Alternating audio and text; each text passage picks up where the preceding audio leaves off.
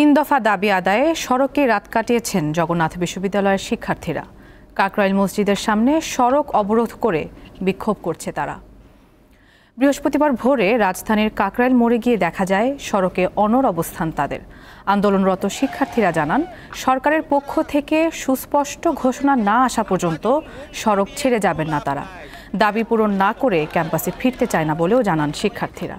এ সময় শিক্ষার্থীদের ওপর পুলিশি হামলার বিচারও দাবি করেন তারা। তিন দফা দাবি হচ্ছে, জগন্নাথ বিশ্ববিদ্যালয়ে আবাসন ব্যবস্থা নিশ্চিত না হওয়া পর্যন্ত ৭০% শিক্ষার্থীর জন্য আবাসন বৃত্তি 2025-26 অর্থবছর থেকে কার্যকর করা, বিশ্ববিদ্যালয়ের 25-26 অর্থবছরের জন্য প্রস্তাবিত পূর্ণাঙ্গ বাজেট কাটছাঁট না করেই অনুমোদন করা এবং বিশ্ববিদ্যালয়ের দ্বিতীয় ক্যাম্পাসের কাজ পরবর্তী একনেক সভায় অনুমোদন করে অগ্রাধিকার প্রকল্পের আওতায় বাস্তবায়ন করা।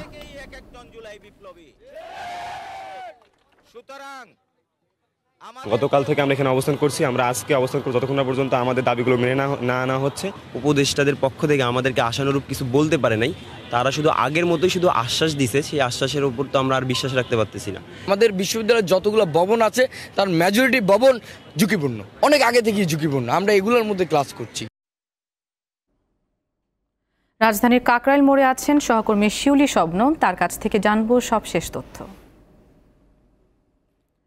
শিউলি, জগন্নাথ বিশ্ববিদ্যালয়ের শিক্ষার্থীদের অবস্থান কর্মসূচির কারণে কোনো সড়কে কি যান চলাচল বন্ধ রয়েছে?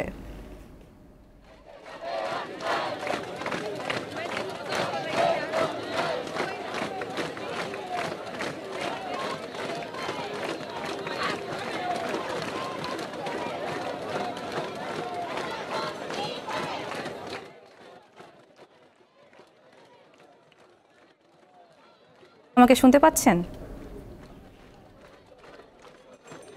নুজহাত, আপনি জানেন গতকাল থেকে আসলে শিক্ষার্থীরা তাদের যে আন্দোলন সেটা চালিয়ে যাচ্ছিল এবং রাত পর্যন্ত তারা এই সড়কে অবস্থান নিয়েছে।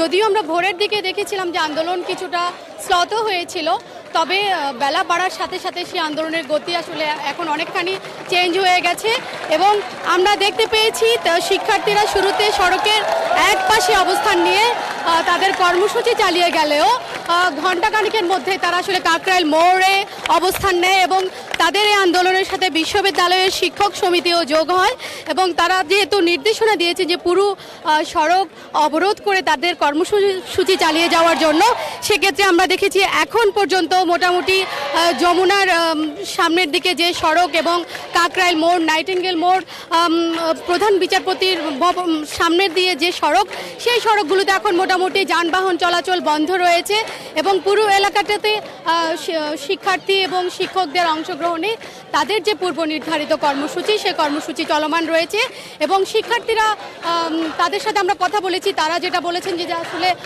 সরকার প্রতি বছরই বা অন্যান্য যে সরকার ছিল বিগত সময়ে এবং এখনকার যে সরকার, তারা আসলে শিক্ষার্থীদের সাথে উচ্চশিক্ষা নিয়ে এক ধরনের প্রতারণা করে যাচ্ছে। কারণ তাদের যে যৌক্তিক দাবি, শিক্ষার্থীদের যে অধিকার, সে অধিকার আসলে বিগত সময়েও যেমন পূরণ হয়নি, এখনও এই সরকারও তাদের দিকে আসলে যথাযথ নজর দিচ্ছে না। তার পরিবর্তে শিক্ষার্থীদের হামলা এবং হুমকি, বিভিন্ন ধরনের চাপের মধ্য দিয়ে রাখা হয়েছে। তো শিক্ষার্থীরা বলছেন যে তারা আসলে তাদের যে সব দাবি, সেই দাবিগুলো পূরণ না হওয়া পর্যন্ত তারা তাদের সড়কে যে অবস্থান কর্মসূচি সেটা থেকে তারা আসলে সরবেন না এবং তাদের যৌক্তিক যে দাবি, সেই দাবিগুলো আসলে অন্তর্বর্তী সরকারকে যথাযথভাবে আমলে নিতে হবে এবং তাদের দাবির পক্ষে সুনির্দিষ্ট রূপরেখা তাদের সামনে তুলে ধরতে হবে। তার আগ পর্যন্ত তারা আসলে এই সড়কে তাদের কর্মসূচি চালিয়ে যাবেন এবং এখানে আমরা দেখতে পেয়েছি যে সকাল থেকে কিছুক্ষণ পরপরই বিশ্ববিদ্যালয়ের বাসে করে শিক্ষার্থীরা, বাস ভর্তি শিক্ষার্থী এসে এই কর্মসূচিতে যোগ দিচ্ছেন এবং কিছুক্ষণ পরপরই তারা মিছিলের মাধ্যমে, স্লোগানের মাধ্যমে পুরো এলাকাটাকে উজ্জীবিত করার চেষ্টা করছেন। তাদের আন্দোলনের যে সব সহকর্মী, তাদেরকে উজ্জীবিত করার চেষ্টা করছেন। যদিও আপনি জানেন এই মুহূর্তে আবহাওয়া অত্যন্ত বৈরী, প্রচণ্ড তাপ এবং রোদ উপেক্ষা করে, রোদ মাথায় নিয়ে এইসব শিক্ষার্থী আসলে তাদের যে আন্দোলন সেটা চালিয়ে যাচ্ছেন এবং তারা বলছেন তারা কোনো কিছুই তাদের এই আন্দোলনকে দমাতে পারবে না যতক্ষণ পর্যন্ত না সরকারের পক্ষ থেকে সুনির্দিষ্ট কোনো রূপরেখা তাদের সামনে তুলে ধরা না হয় এবং তাদের আন্দোলন দাবি মেনে নেওয়ার পক্ষে কোনো রকম দাবি নির্দেশনা দেওয়া না হয় সে পর্যন্ত তারা আসলে রাজপথ ছাড়বেন না। আমার কাছে এই ছিল কাকরাইল থেকে সর্বশেষ খবর। শিউলি, আপনাকে ধন্যবাদ।